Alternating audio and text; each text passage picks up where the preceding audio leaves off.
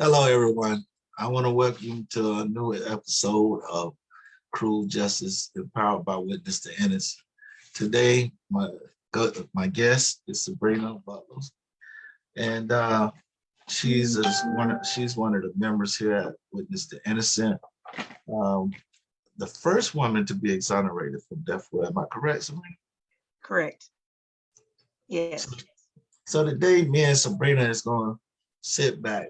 It's things are strange with this Melissa Lucio case over in Texas, where she's being um, convicted.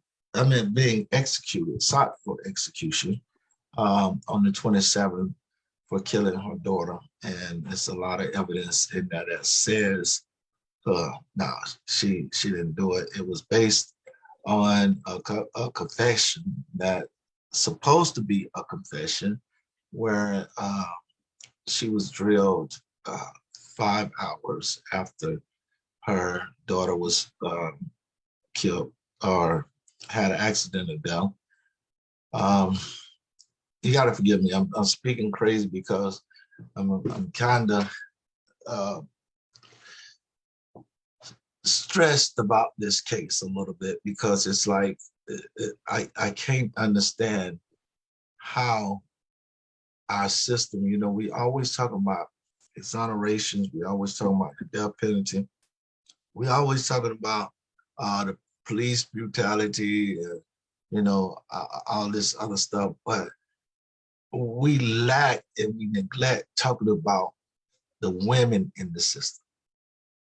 We lack educating people of the ones that's being affected greatly. I mean, you have so many women being convicted of killing their child by a mere accident.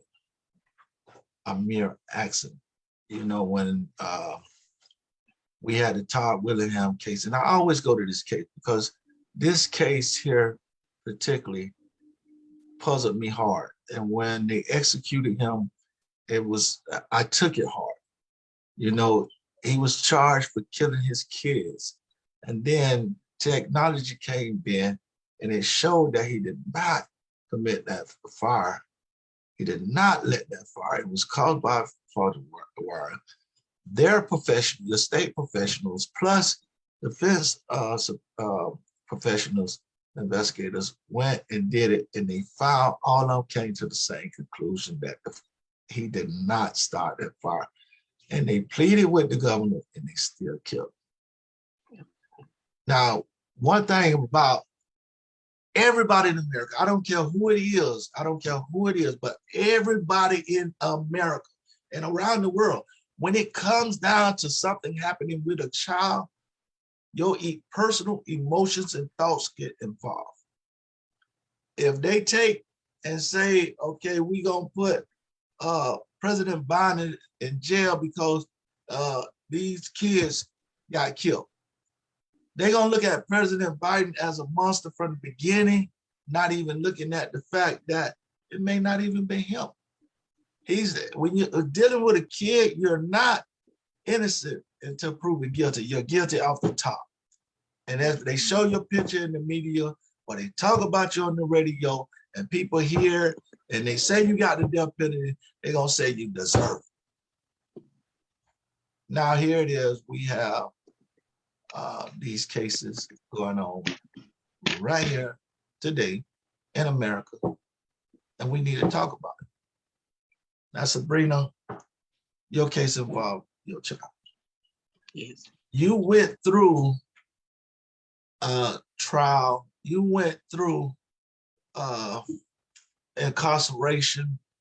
You went through the scrutiny as a woman that was much harder than a man. So you could understand where I'm coming from with this. What is your view as far as, do you feel that I'm correct that just because it's a child involved, people in society don't want to hear nothing else? I do feel you are absolutely correct, Herman. And that's one reason why I wanted to get involved in the Melissa Lucio case too, as well, because it was involving a child. And to be put under such scrutiny is hard. You know, when you're accused of killing your own child. Now, uh, don't get me wrong, there's some people out here that the case ended up as females that have actually killed their kids. And I think they group us all in the same category. If they get one person or however many people that are actually accused of killing their children, then that means that, you know, if you get another case like that automatically, because that's the way they looked at me, you know, and I'm sure they did Melissa the same way.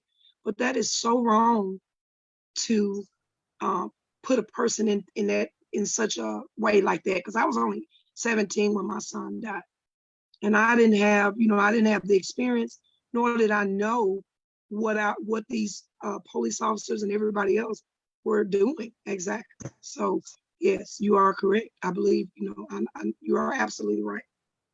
You know, I was reading something today, and I just want to share this. You know, and this information I'm about to say came out of the National Registry of Exoneration. One, and this is crazy.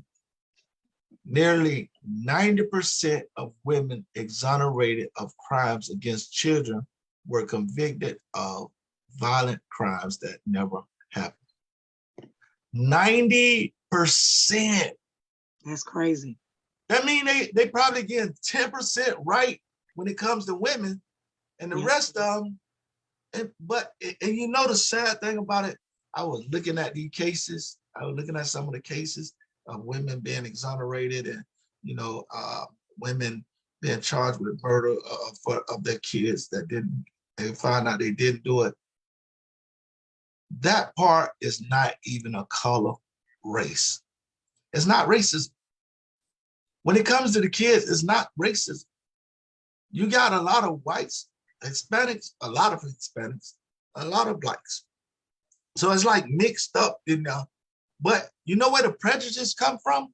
The prejudice part comes the fact that they are females.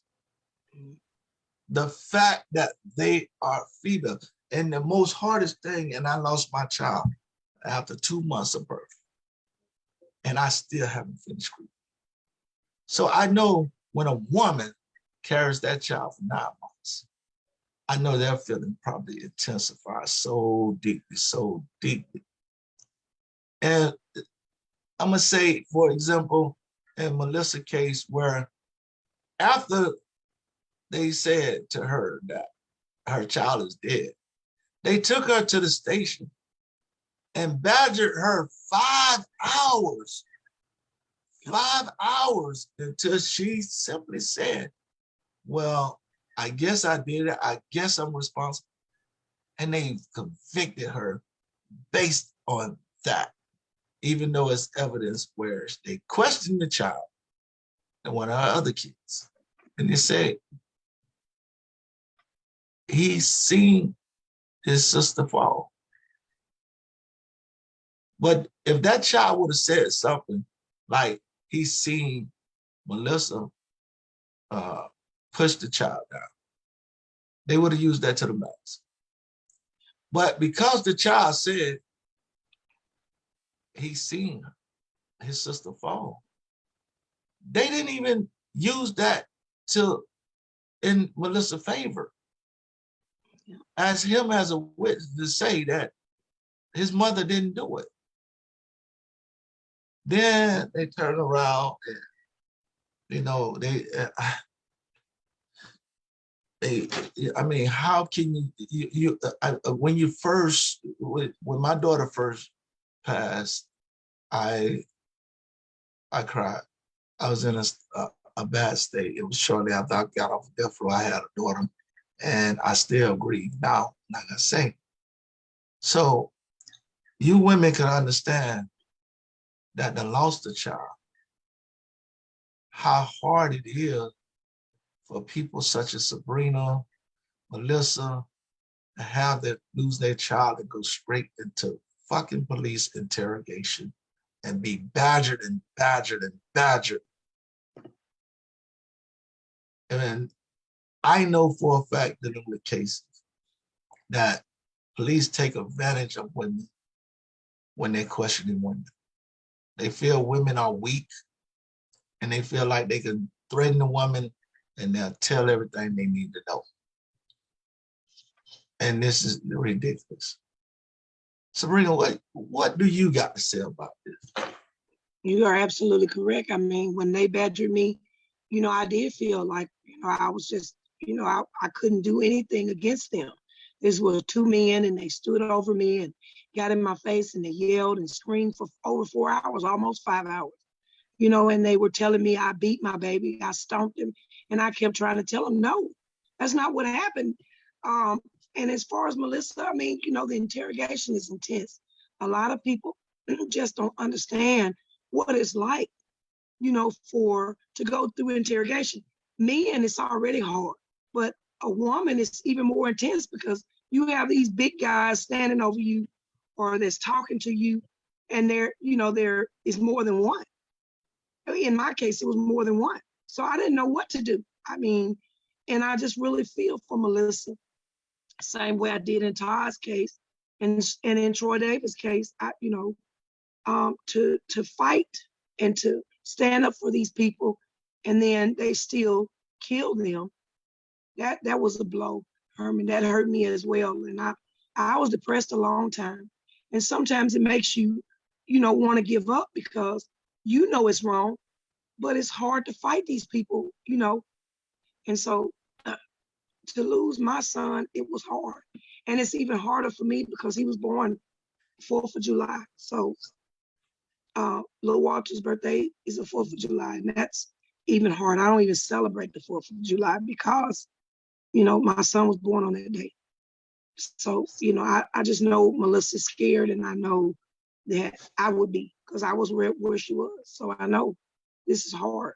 I mean, it's nothing you really can say. And Sabrina, I really not trying to throw you under the bus when I say this. I hate touching on things that may make you feel awkward, but I just want to say this, it's awful that they turn around, not only badge you through the interrogation, not only falsely accuse you of killing your child, but then when you're in there, they don't even tell you where your child is buried and don't let you go to the service. Yeah.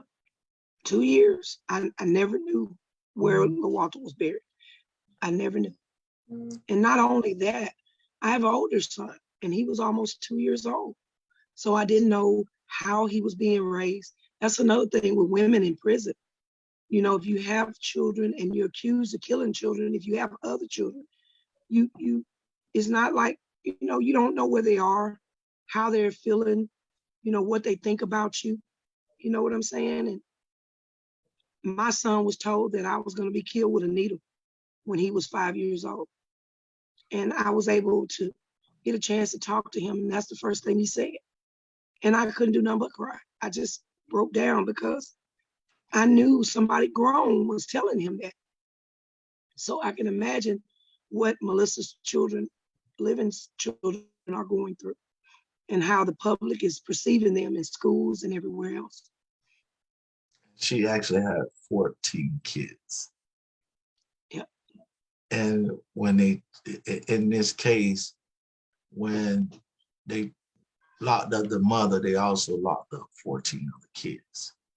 They split them up into homes. And that's the craziest thing. We could talk about how the state deal with the foster kids, taking kids out of homes. Instead of really helping the women, they try to do everything they can do to take the child and pretend to act like they, and then turn around, the kids get somewhere in the foster care and they're actually Mistreated. not only mistreated, we have a lot of cases where the child end up dying. The child And is lost. right. And The lost. child is taken away from the parent and placed in a worse predicament. And that should be, that should be against the law, really, because here it is, the state is taking the kids.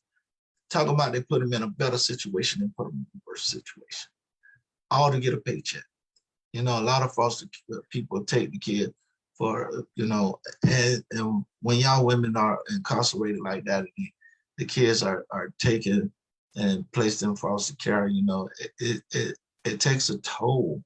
You know, I don't know your situation, whether you had yours with family or whatever, but I'm sure that's a terrible feeling, even have to have your kids living with someone else and you're worried about them so heavy where, you know, it's ridiculous. I mean, The stress is even great.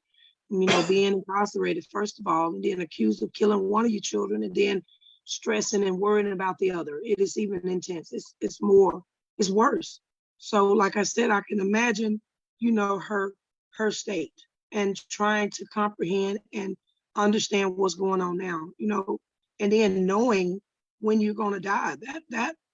That's even hard. I mean, you can't put that into word. That's just mere torture. And that, I mean, you know that, Herman, you know, being on death row and just knowing, you know, these people are saying that, you know, we're going to kill you. I mean, I feel for her and her family. And you I know, pray just, that Governor Abbott listens to what people are saying. and you know, I was reading, and just in January of this year, you had a lady out of Nashville that got exonerated. Name was Joyce Watkins. She's 74 years old now.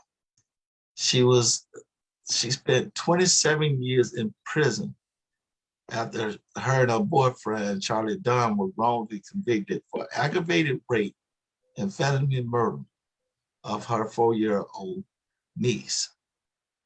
I mean, 27 years. 27 years, yeah, yeah. Now she's 74 years old. She done lost all that life. All of that. And when Now, she how can get you give out, it back? there's no way to replace it. There's no way. I'm a witness of that. There's no way to replace that time that you spend behind them bars for something you didn't do. Half of the states don't even want to. I mean, I didn't get compensated. They get that. It's like you didn't get compensated because all they did was just say here, you know, be as you be. You know, it's ridiculous how they do people and our justice system. And the thing about it, we got what is considered the best justice system in the world. But our justice system is messed up simply by the way us human beings are dealing with life. Prosecutors know they go home. Yeah. And they will sit there and don't care about your life just to get a short 2 or 3 minutes on the news. 2 or 3 minutes on the news or in the newspaper. And they feel like they the biggest thing in the world when they know they doing wrong and they're about to execute a woman that may be innocent. It's one of the, I heard people say this is one of the most horrendous cases being prosecuted because death penalty is made for the worst of the worst. And here it is, you got so thin of evidence and this woman is on death row. And in less than what, 6 days? Less than 6 days? Is it 6 days? I think she's coming up for execution the 27th or the 28th of this month. The 27th. The 27th. Yeah. The 27th. I'm supposed to be at a retreat on that day. So with Equal Justice USA, ambassador retreat where we do work, but that particular day, until I hear something, I just want to stay solid, and I just want to stay in prayer and hoping that, you know, it don't happen. But, you know, a lot of people, you know, don't know what to do. So we have a couple of links that will be placed in the comments on Facebook that you can reach out and sign some petitions, and you need to sign them today.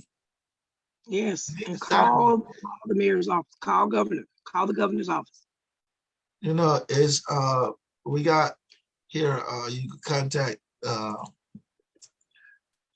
contact Governor Abbott and the Texas Board of Pardons and paroles and urge them to stop injustice. The link is inside and with the innocent at the innocentproject.org.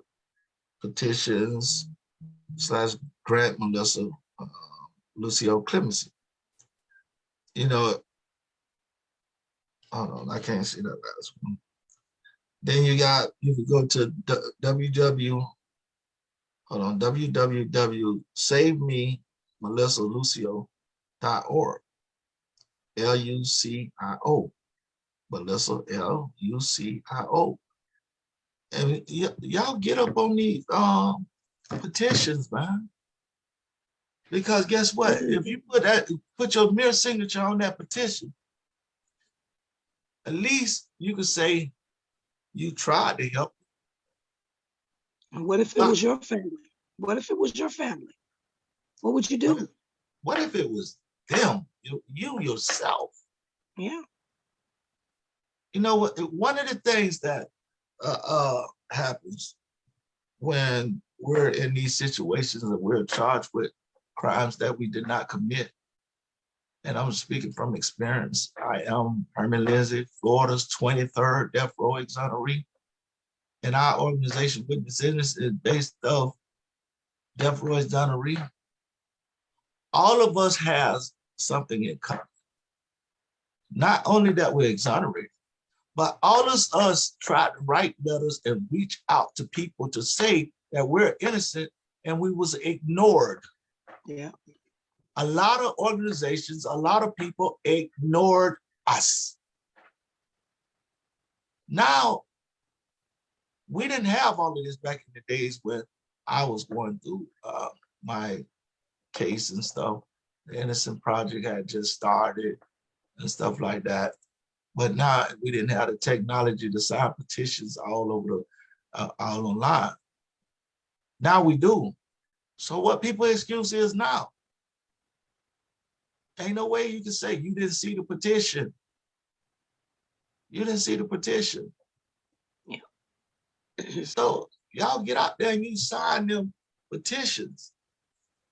You could go look on our website, witnessinnocent.org. I'm sure we have the link there or the directions to get to the links. Because we're not going to stand back and wait. Because it already happened to us. So we know how it is. So we're not going to stand back. We're going to take actions. So you people out there want to sit out there and don't want to sign the paper, wait till it happen to you or somebody you love. And see how I feel when people ignore you and you trying to get to this mark to try to help. Wait, you know, karma is something serious, and karma play a part in everything. You know, Sabrina, I want to go to you.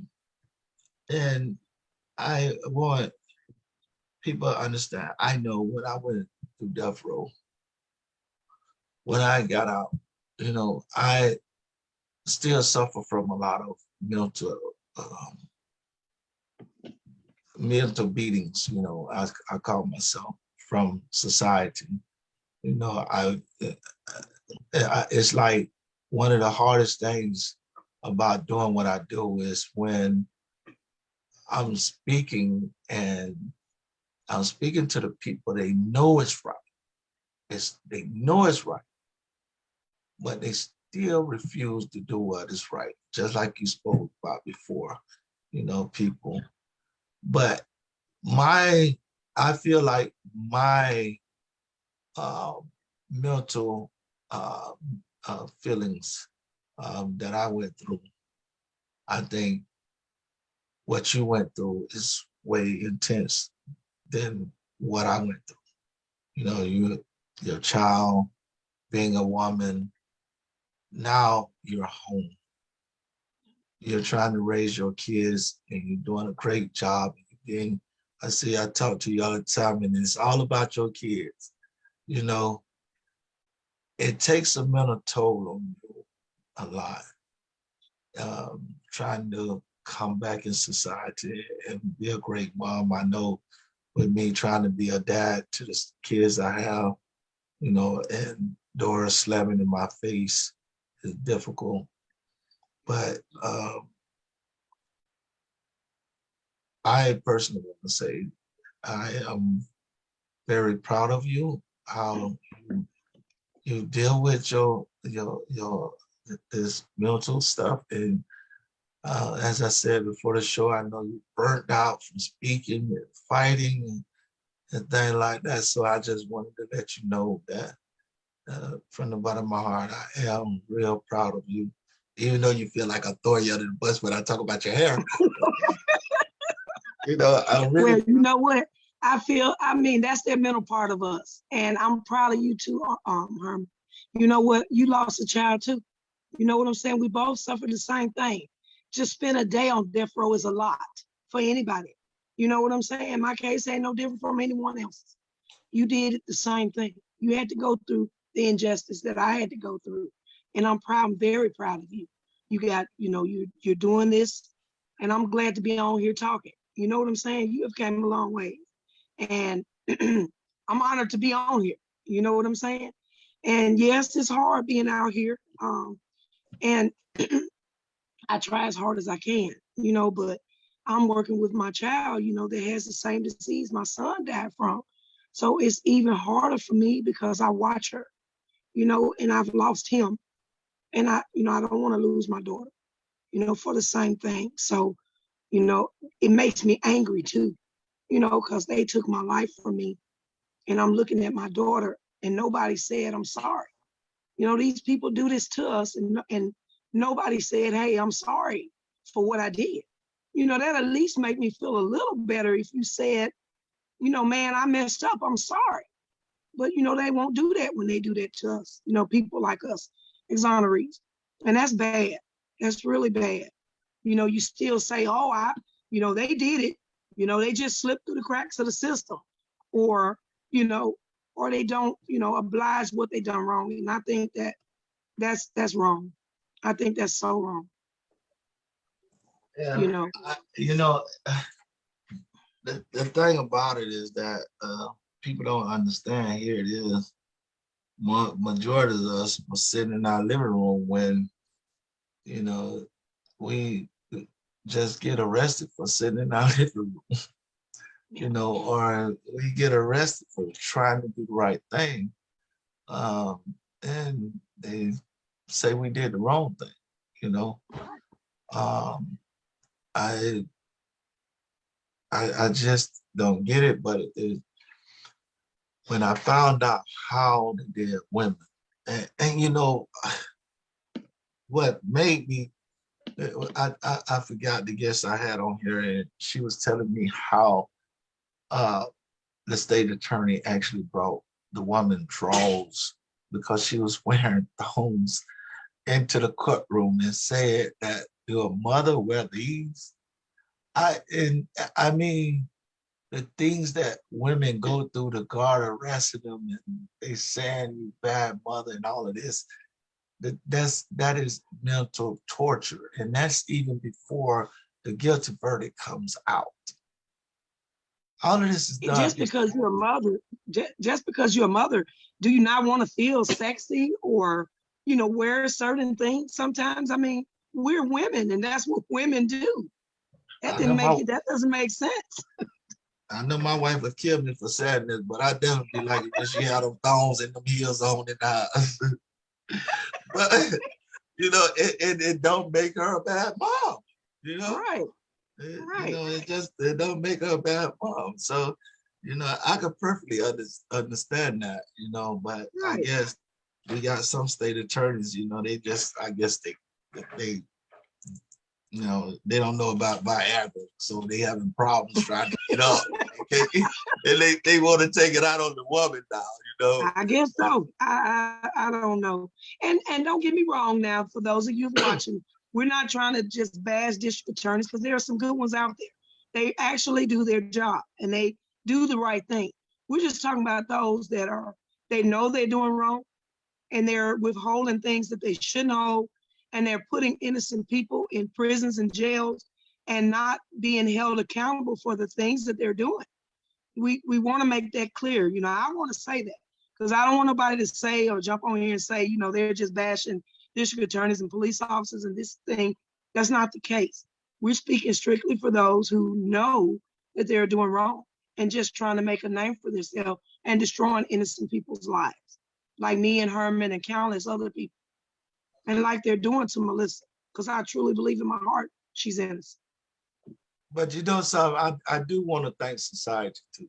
Society, a while back, they used to have a good old boy system, and everybody, they keep winning back to back, and they keep the kangaroo courts in, but people done got up and educating themselves to learn about who they're voting for and stuff like that. So I do want to thank y'all in society and say, I thank y'all for the change that y'all have brought upon here in the United States. We just had a letter go up to Biden administration with 56 DAs, 56 state attorneys out of the United States asking him to remove the death penalty. Now, compared to trying to get that action done, just say 10 years ago, that would have been like impossible. That would be like impossible. But because people are stepping up, they're speaking up, and they're taking actions, we are beginning to see change here in the United States, change in our justice system. Prosecutors are stepping up now, bringing innocent programs into their own office. They're reviewing, and they're not just reviewing wrongful convictions. They're also reviewing cases where people been sentenced with these lengthy sentences back in the days that don't even warrant that many years. Right. One lady had got life in prison and been locked up 32 years for one cocaine rock. Yeah, I know. Yeah, I know what you're talking about. One here in Mississippi just got out for the same thing. Right. 32 years. She did 32 years. Yeah, that was, you told me that when we were just. Yeah, her life is over. Her life, I mean, what can she do though? 32 years? That's crazy. She's got to learn everything all over again. And that crime is a third-degree felony, which only carried 5 years. And she did 32. 32 years. I mean, now I can safely say our system will very rarely send that type of sentence through the gateway and get away with it. They won't get away with it now. And that's because people in society, state attorneys, and like she said, we're friends with state attorneys. We go to state attorneys and we speak with them. So don't get us wrong. We're not talking about state attorneys, and there's some good officers out there also. That's right. Stepping up and fighting, making changes. But the thing about it is that here it is, society started to change. I mean, look at it. There was no state attorney ever stepping up against the death penalty until Orlando State Attorney, how you pronounce her name, Amos Alaya, first stepped up. Once she stepped up, it took that one position, that one voice to step up. Now we can say we have many state attorneys around the United States that's stepping up and voicing their opinions to abolish the death penalty. So I must say, and this is how change come about. Like the Julius Jones case, it was a success. People stepped up. Purvis Payne's case. These cases taken on by people start not putting out petitions, people signing in, organizations putting together, people on this. We are speakers, and we're on news, we're on documentaries, we're on shows and things like that. We're one part, but it's not us that actually get things done.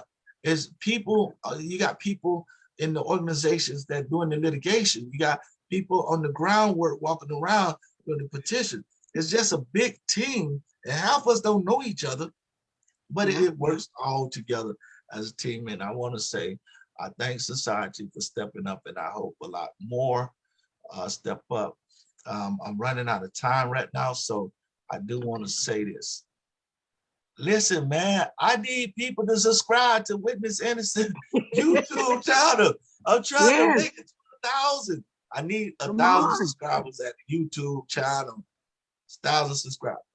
And I need more subscribers to follow Witness Innocent on the Facebook page so we can boost Cruel Justice up. And this, I mean, we can really get the message out. Because if you know, like for instance, you teachers out there, I'm gonna tell you what a good friend of mine, Hannah Gorman, did. She went and added for extra credit because exams coming up. She went and added to the students, they can review a Cruel Justice show and write a report about it and get extra credit. And believe me, if you look at the episodes of Cruel Justice, you will see most of all our information come from professionals that are actually involved in it.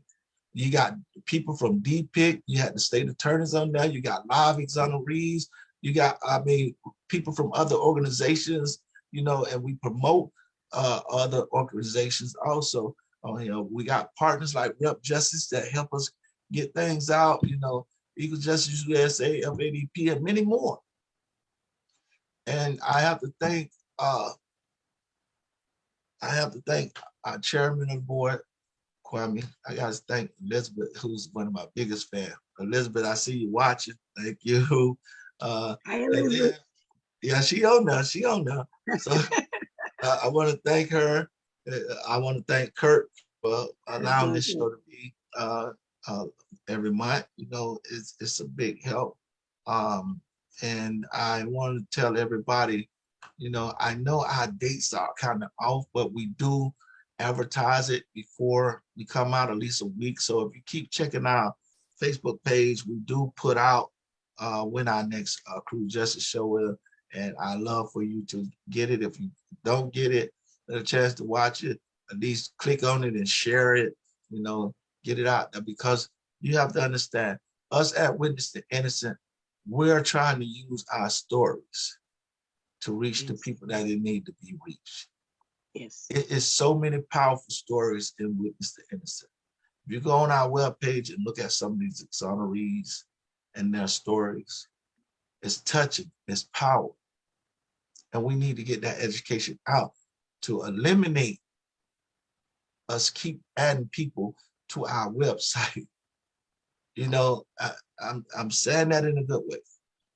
We need to stop it where we put innocent people in danger of losing their life over thin evidence, over suspicion, over false testimony, over theories that the police feel they know.